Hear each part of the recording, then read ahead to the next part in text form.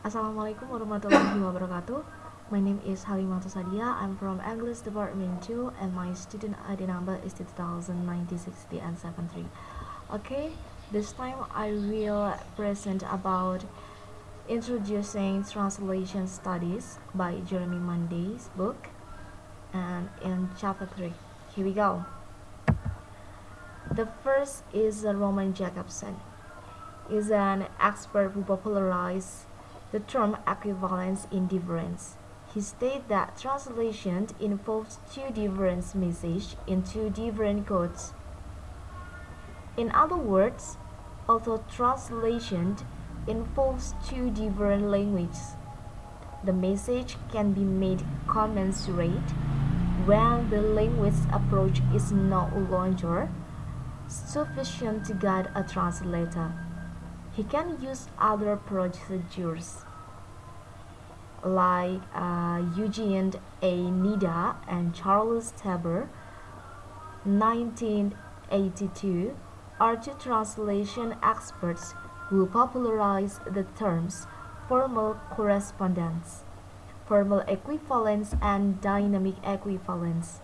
Dynamic equivalence, formal equivalence produces literal translation, while dynamic equivalent directs the translator to produce the meaning in the source language into the target language as best as possible, so that the target text will produce the same effect or impact on the target text reader as the source text produces on the source text reader.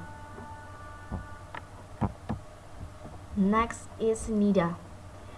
Developed from his work experience from the 1914s onwards as he translated and organized Bible translations. His theory is used in concrete form in both of his major works. The first is Towards a Science of Translating 1960, and the second is Nida and Taber's Theory and Practice of Translation 1969. Nida's translation approach was later more systematic after adopting theoretical concepts and semantic and pragmatic terminology, and Chomsky's theory, namely the grammar of generative translations.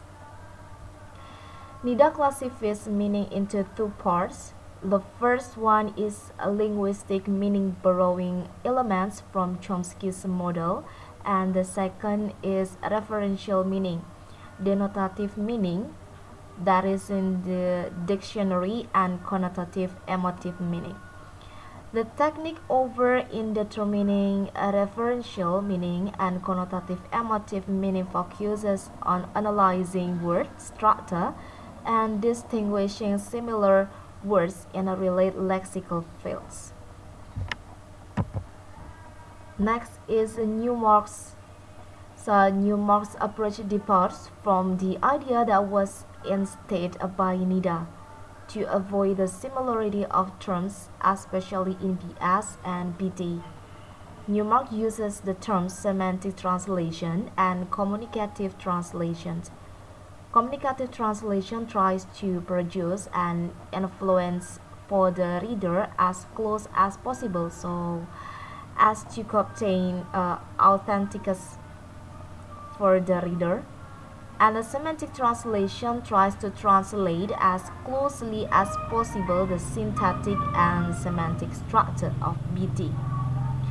The description of the communicative translation is similar to the dynamic equivalence suggested by Nida, while the semantic translation is the same as the formal equivalent.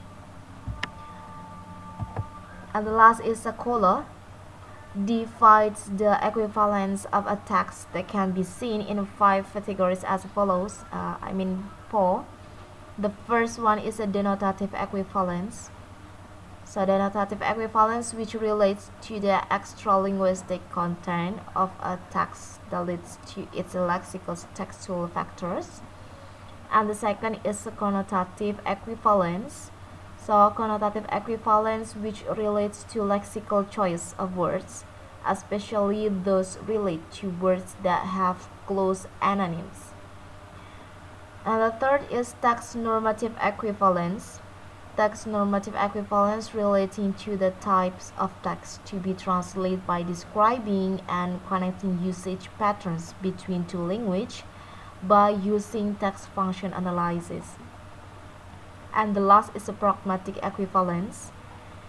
Pragmatic equivalence is equivalence that is oriented to the reception of the message or text by analyzing the existing conditions to be applied to a certain condition of the reception of the communicated.